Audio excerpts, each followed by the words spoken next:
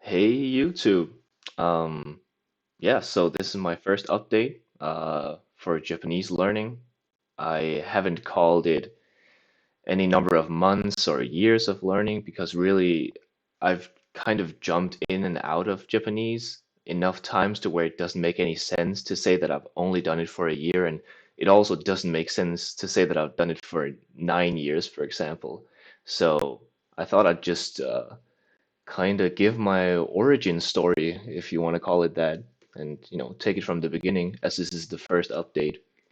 Um, the thought behind this is mostly to make a record to myself, so I can look back on where I was, what I thought about things, what my level was, like how I thought about my level at the time. But I find it pretty motivational to look at other people's update videos. So I thought, why not just publish one myself so other people can hopefully get something out of it? Yeah. So, as with most other people in the community, I started by getting into anime. Surprise, surprise. Um, it happened back in 2012. One of my friends got me into One Piece, and that's where it all went downhill. So yeah, summer 2012, I got into One Piece. I binged that like a motherfucker. Like, yeah, and I really got into anime from there. I was really hardcore into it. I would say for around 2 years, I really watched a lot of anime. So anyway, I got familiar with the Japanese side of the internet, I guess, the weeb side. But actually, in the first year, somewhere, I don't remember exactly what month or anything, but somewhere in between the summer of 2012 and summer 2013, I thought, hey, Japanese is pretty damn cool. I'm listening to a lot of anime. I should learn the language. I was like, hey, that would be a great idea, right? So I searched online, searched on Google, how to learn Japanese. And everyone says start by learning kana. So I was like, okay, easy, easy. It's like 50 characters for hiragana, the same for katakana. I learned that easy. So I didn't even know what a flashcard was back then. I didn't know about SRSs, obviously. I I don't know what I really. The only thing I did was just go onto Wikipedia because I believe they had a like a chart of all the kana. I started with hiragana, and then I just took out my my paper because I had some physical paper laying around, and I just started writing them out. So I made a schema, I guess. I made the whole table first of the 50 kana there were. And then on the next pages, I would just like grind them, write ah 10 times, write he 10 times, write ke 10 times, and so on and so forth, right? Uh, I mean, yeah, I don't know where the motivation came from, but that's what I did back then. And I think I had been doing that for like 2 or 3 days. Then I went on to katakana and did the same. So after about, let's say, a working week, about 5 days, I was kind of done with that and over with that. I didn't want to write it anymore. Found it kind of easy. Um, but I actually went on to, I don't remember if it was Anime News Network or some other site back then, but there was some English anime style site or centered around anime that for some reason always had kana on there. I don't know if it was for names for anime or for producers that weren't written in kanji for whatever reason, but there was some English site where I could get a little bit of input from kana where I could actually test my reading abilities, and I thought that was pretty interesting. Uh, but anyway, let's move on from that because actually that didn't lead anywhere because it was just kind of a quick thought that came and went over the course of 1 or 2 weeks. Because after I learned the hiragana and katakana and writing them all down, I didn't touch Japanese again for years. Now I still kept on watching anime and reading manga as well, but of course, all in English, or manga in English, and the anime were Japanese with English subtitles, to be specific. But I didn't continue with any of my language learning for years to come, and uh, I started high school in 2013, and I did a year. I had to retake a year at some point, so that actually continued until 2017. So throughout my high school years, I got less and less into anime because I had other things to do. High school, start partying. I hung out more with friends than I had before. So I kind of had ups and downs with my anime fandom, you could say. But I, you know, even at the times that I wasn't extremely interested in anime or didn't watch a lot, I should say, at the times I didn't watch a lot of anime, I was still very interested in Japan because there was something about the language. At that time, I remember very specifically that I didn't even feel that Japan was all that mysterious. Of course, there's a mysticism about any country you've never been to, so in that sense, yes, but it wasn't any more mysterious than, say, I don't know, some random country in Africa to me. But I had been spending so many hours listening to the language, and for some reason, there was something special about the language. It just sounded like music to me. It was so beautiful. And I think a lot of language learners have been through this with whatever language they're learning, right? And I had that for Japanese. I didn't want to get it out of my ears. It was so beautiful for whatever reason. Um, yeah, so Japanese kept on coming back into my mind. And so in the middle of high school, I decided, hey, why not go to Japan? So I decided that, and I got to go in 2017.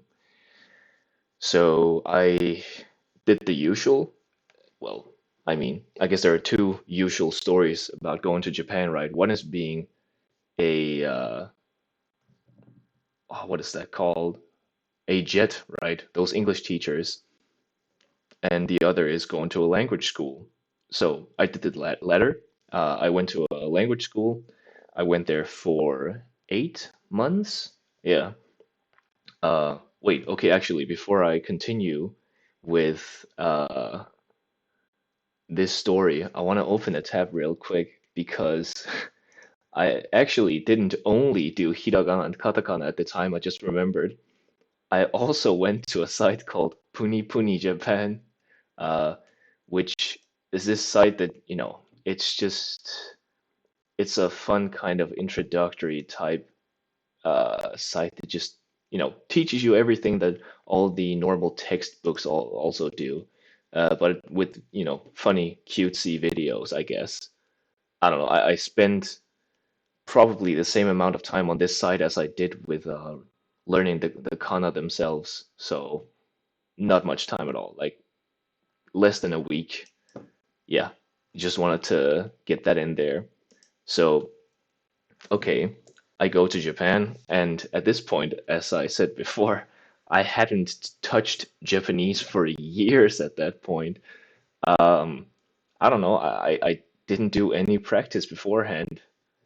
I just kind of remembered most of the kana from before, but I hadn't refreshed all of them. I couldn't read or draw all of them from memory, but I was kind of familiar still because there weren't that many of them, so I hadn't forgotten them. But yeah, I take my first steps in Japan. I don't know any Japanese basically, so I was in for a disaster basically. But what ended up happening was that I actually did pretty well in class because I was just really motivated at the time to learn a lot of Japanese. I thought it was amazing to be abroad. It was my first experience like this. As with most people, it's a magical experience the first time you have to live abroad and not just go on a vacation. So it was awesome. But yeah. Japanese wise, I did pretty well in class. Uh, but here come the struggles because, wait a second, I'm looking at my notes because I wrote something down.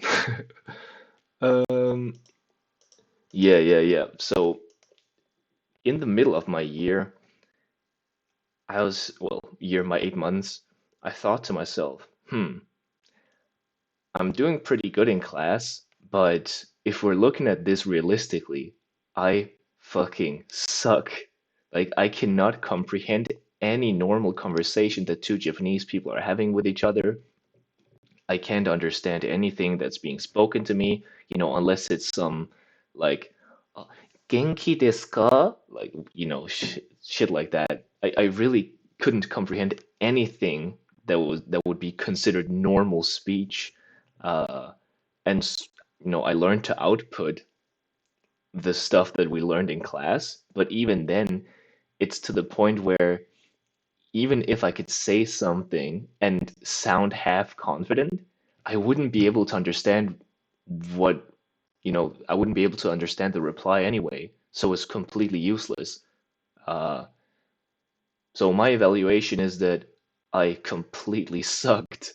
And, if I was doing shit in class, I think it would have been pretty easy to understand why, get an idea of why, oh yeah, I do shit in class, so I also do shit in real life. But I was doing good in class, so I wouldn't say it frustrated me, but it I don't know, it was a small contradiction in my mind, I guess, at the time, and it really shouldn't have been because then I discovered randomly searching around the internet, I found Matt, and this was very early 2018. So I actually found the Wayback Machine from, yeah, March 19th, 2018. I think I discovered him in like January though, but around this time, because I remember the How to Immerse Listening was very new at the time. And I thought this was really cool. And he, of course, had his AJATT journey. I think it's called the like Matt's Japanese Journey 2020, 2017, something like that. But yeah, watched the how to immerse, meditation and language learning. I thought it was a banger, but I get that he doesn't want to talk about meditation on a language channel. That's fine. But in any case, this this part of my journey in Japan where I discovered Med versus Japan's YouTube channel was really game changing. Well, it wouldn't be for a while as we get into it, but in the long run, it would. And like when I look back, it actually shouldn't have changed my mindset that much because, I mean, if you are listening to this on YouTube, you can probably pretty easily tell that I'm not a native speaker. So I've learned English, and spoiler alert, I am from Europe as and many mainland Europeans have the same experience. They grow up, they either like watch a lot of American or English movies, they play a lot of games online, they watch a lot of YouTube, whatever it is, they actually do proper immersion. Uh, and they never do any Anki, they never do any flashcards. They basically just grow up with English as a second language from whatever age that they're able to, play games online or do whatever their immersion was. And it's the same way that I learned English. Uh, and so Matt didn't really introduce immersion to me. He just kind of reintroduced it because I just forgotten. It's one of those things where it was so unconscious when I was learning English that I didn't even think about it. And I don't know, there must have been some cognitive dissonance when I started learning Japanese, and I was like, oh yeah, I'll just not replicate what I did for English. I'll learn in a class. Yeah, looking back, it's kind of weird, but I've seen around the internet that there's quite a lot of immersion learners from Europe that had the exact same experience as me. They've learned English to a satisfying level, pretty damn good, but they just completely forget how to learn languages when they go on to their third language.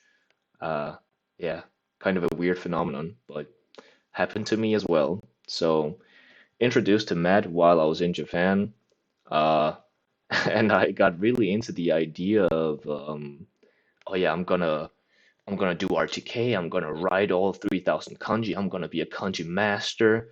Um, Now I didn't because I didn't start Anki until quite a while later. But yeah.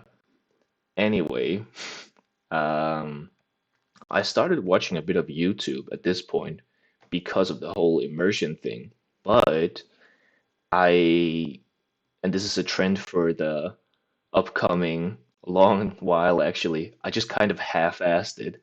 So I would watch, let's say, one or two YouTube videos a day, and they would be anywhere from like 10 to 15 minutes long. So at most, really 30 minutes of real immersion, which is just not a lot. Um, yeah. Anyway, I came home from Japan. Again, I finished doing pretty well in classes still. So I got a lot of the book stuff down. I was able to read because, you know, we don't really learn to listen in class, but we do get a lot of uh, papers and books that we have to read. And so my reading comprehension was good for being in a class, right? But again, asterisks on the, or I guess emphasis on the for being in class part. Yeah. Came home, was still garbage at Japanese, at least in my own evaluation. I know, different people have different scales and different expectations, but so every evaluation of myself that I give will be on my own scale. And yeah, I think I sucked.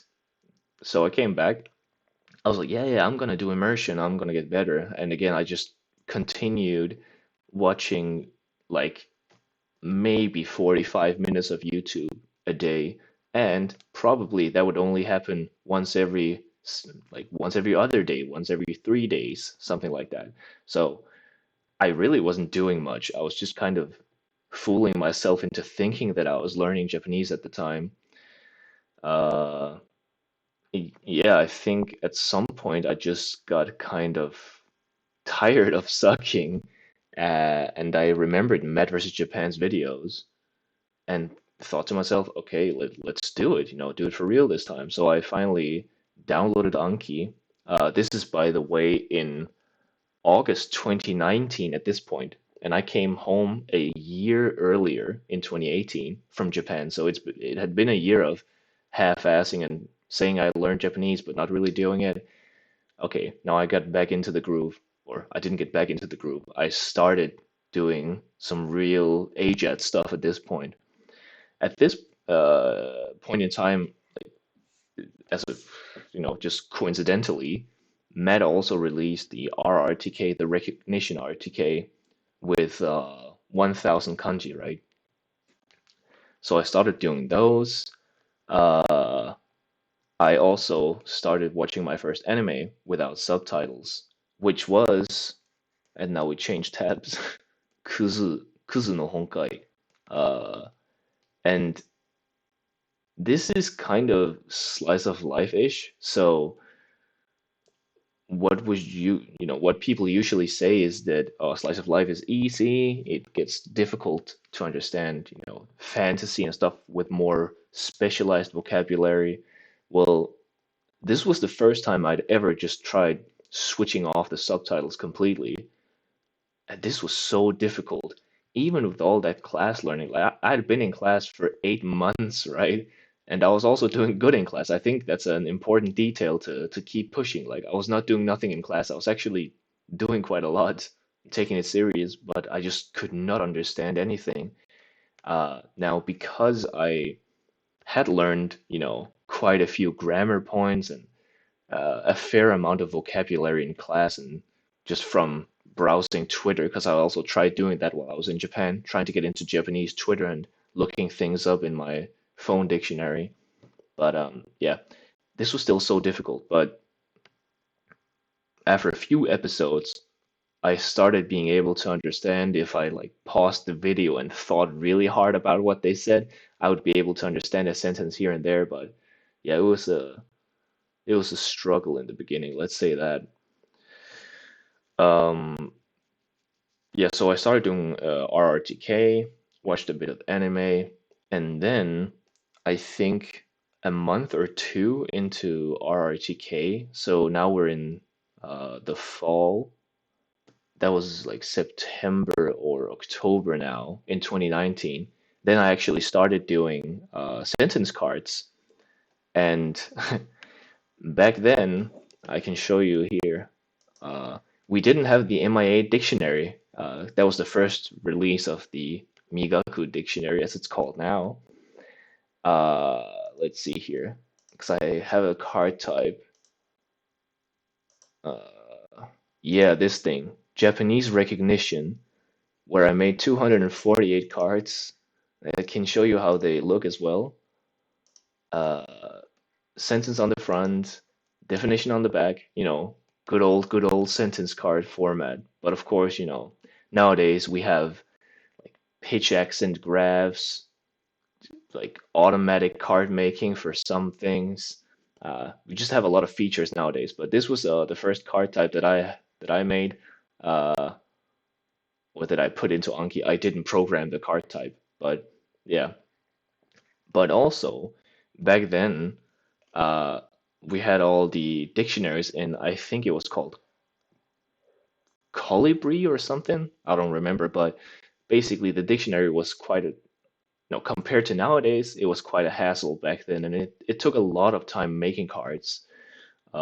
So continuing on with the half-assedness of my, you know, of what happened before earlier in my Japanese journey, I also stopped doing this. After 248 cards, I was like, screw this. This takes too much time. Do I really want to learn Japanese? It was just a lot of doubts and frustrations at once. Um, so yeah, I actually stopped doing it. And that would have been in late November or early December 2019. But, despite me quitting doing the sentence cards, I still watched anime because I was into the whole thing now. I'd been to Japan. I was not only into the anime side of things now, I actually really liked the country, and I spoke to many Japanese people, you know, although I sucked, I did get to speak to a lot of people in broken Japanese or with English or in English with the people who could speak English. And I also kind of fell in love with the country at that point. So I didn't want to completely give up. It was still in the back of my mind. And so only about a month later, I was introduced by my friend to the MIA dictionary that had just came out at that point. And that was revolutionary. Uh, I don't know, if the whole community thinks the same way that I do, but if not community wide, then for me personally, the MI dictionary was revolutionary. Man, it cut down card making time so much, so convenient, and also just held all your dictionaries in a nice format and everything. I don't know, I loved it.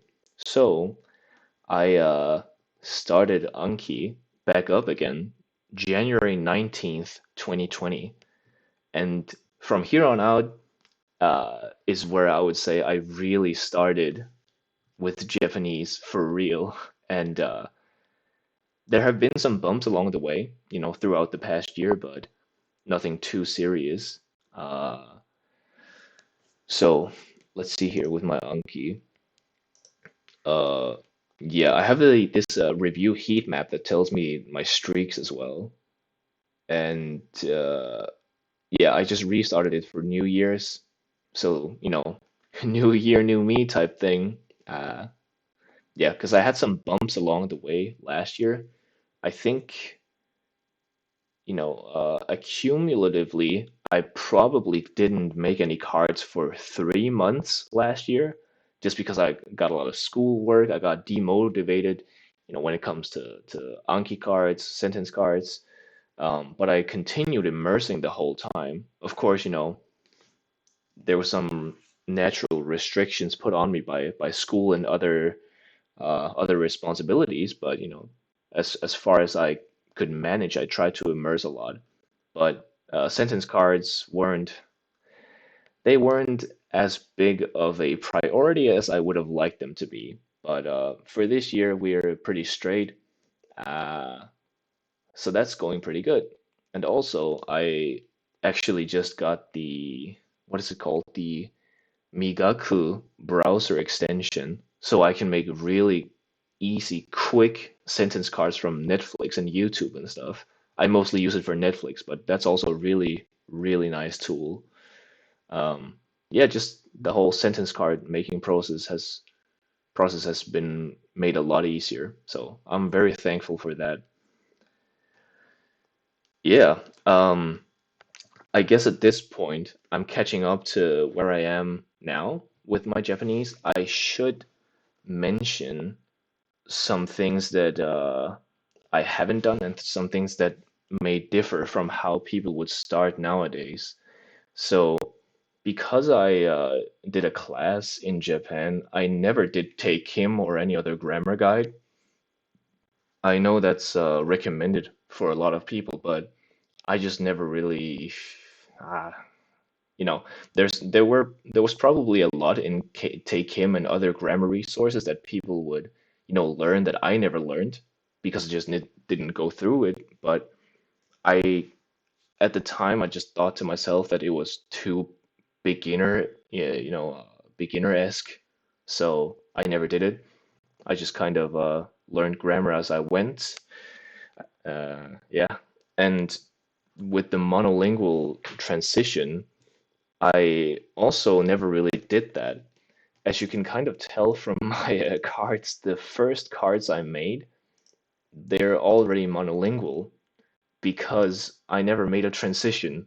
I just was monolingual from the start.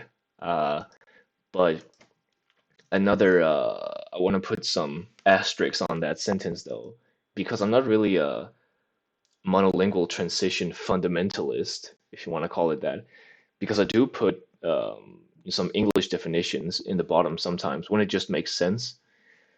Of course, in the case of like, concrete nouns like dog and cat, it doesn't make any sense to put the definition down in Japanese because like concrete noun definitions are just cancer to look at and try to understand in any language. Um, and also there are a few other cases. I can't come up with an example right now, but there are some other examples where I just like to put the Japanese definition and also the English translation down. Just have both. So I just try to make my cards make the sentence more comprehensible, right? That's kind of the idea, so that I understand the target word and understand the sentence as a whole. So yeah, whatever works really. I try to be as monolingual as possible, but again, I'm no fundamentalist about that. Um, yeah, so want to go over a bit of my struggles throughout before going into like what I can do now. What is my skill level at, right? What is my power level? Uh, so yeah, I kind of went over this earlier with Kuzu no Honkai, the first anime that I watched without subtitles. I didn't understand anything. It was really difficult. And then I went into Bakuman, which was the first thing I believe that was the first thing I sentence mined. It may have already been from Kuzu no Honkai, but anyway, Bakuman was the first long show, so I mined a lot of sentences from that. It was a lot of fun, watching the anime on one screen and following the subtitles on the other because I didn't have them on screen. I just had them in a text document on the side, um, and just tried to find any one target sentences I could. And yeah, I had a lot of fun with that. But again, if I just turned off, didn't look at the subtitles on the side, I just tried to only use my listening comprehension skills, I would get lost really quickly. But because Bakuman is a 75 episode anime, all seasons combined, you start, or I shouldn't say you start, I started to comprehend a lot. Even let's say 30 episodes into the series, just because they use a lot of the same vocabulary again and again. Um, so that was really nice, instead of switching between wow, can't speak. Instead of switching between 12 episode anime all the time in the beginning, I thought it was actually really nice having a long show like Bakuman, because I was also interested in the story, of course, um, where they repeat the same vocabulary a lot. So you get familiar with it. You actually, even though it's in the start of your journey, or it was the start of my journey, I already acquired a lot of words just from Bakuman because it got repeated so many times, like Genko when it comes to manga. There was a lot of uh, domain-specific vocabulary, but it didn't really matter because it was such a long series, so you get to hear it again and again. So that was really cool. Um, but yeah, overall, I went to YouTube. There's a YouTube channel that I watched all the way back from when I was in Japan in early 2018. And like being completely honest, for 1.5 years from the beginning of 2018 to late 2019, I kept on watching their new stuff when it came out, and I enjoyed it because I could follow the visuals, but honestly, I didn't understand anything they were saying. Looking back at it, it was yeah, it was way too difficult. So got used to Bakuman because of the same vocabulary, but switching between media and yeah, just switching to anything that wasn't Bakuman, really, that was extremely uncomfortable, I guess you could say. Uh, so yeah, it was pretty annoying, basically watching anything and being back at baby level again, not understanding anything, and just throughout pushing myself to watch more and more. Well, it wasn't really pushing, I wanted to watch anime and I wanted to get better at Japanese, so don't, misunderstand, but through watching more anime and watching more YouTube, my uh, my level of being okay with ambiguity just went up, and it just slowly goes up over time. So yeah, at one point in 2020, I was just, I didn't really care if I didn't understand anything. I was totally fine with it. So my tolerance of ambiguity had just, skyrocketed, which is really good. As long as I could still keep up trying to find one target sentences, because sometimes with tolerance of ambiguity, you can at one point become so tolerant that you don't even care about understanding, like if you really went off the deep end with the tolerance. So in some way, if you want to learn, you also have to be slightly intolerant, but that's probably a problem for the few, right? I think most people have the problem of not being tolerant enough with ambiguity. Um, yeah. Um, so, right. I wrote another note down that I think is pretty important here for my story specifically, and anyone who had taken classes before going into real immersion, because one thing that is extremely annoying in the start is understanding all the words in a sentence if I got it written down, if I have the subtitles in front of me and I have, enough time to read it and analyze, because that at that time it's not natural reading where you just understand meaning at the speed. Well, okay, rewind that. It's not natural where you're understanding at the speed of your own reading. It's kind of, you're actually analyzing words and grammar patterns to translate it into another language. Uh, yeah, but I would be able to do that because of my class lessons, but I would not be able to comprehend it because my listening was just so low level, and that is extremely frustrating. One thing is not being able to hear language, that you wouldn't understand otherwise. But if you do understand the text version of that, the subtitle, it is pretty damn frustrating not being able to just hear it.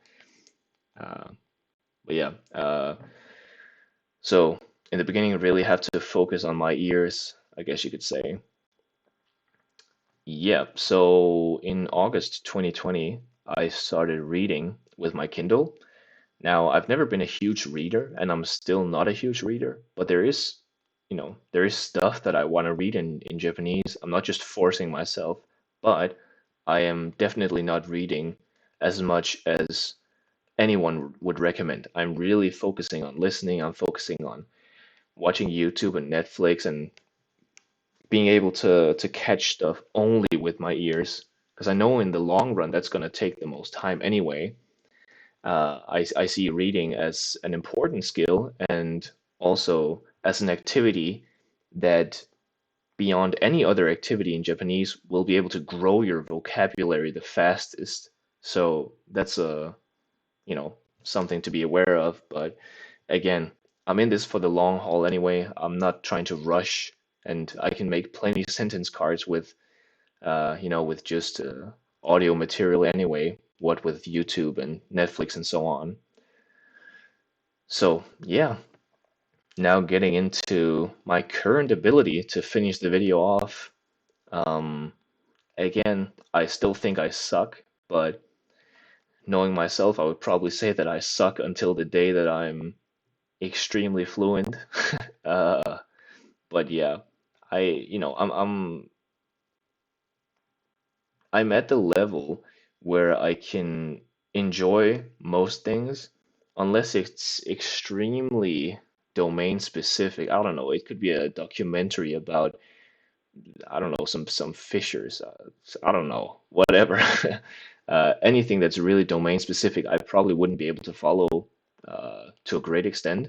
But anything that's just slightly generic, I can easily understand the general plot, and then depending on, the vocabulary used, I might be able to understand everything. It really depends on the show. So I'm in that